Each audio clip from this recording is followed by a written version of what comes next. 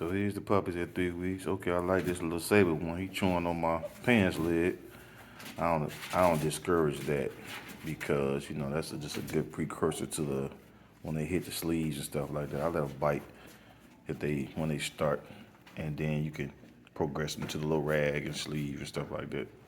So that's active attention. And my little girl just be paying attention. She a escape artist, so she knows how to get out.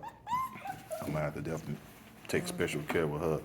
Every time I come down, she just wandering around like she ain't scared of nothing or nothing. She just be wandering around and be like, "Hey, what's up?" So we're gonna start the day with the brushing, like I say. This the side of the brush that you stimulate the follicles. You want to get firm strokes in the beginning to train their pattern to lay down. That's how you get their coat to pop. Then you switch it over to the soft smoothing brush to bind with them and be gentle. But today they're gonna receive their first nail cut and introduction to the brush, and then I'm gonna give them their kibble diet.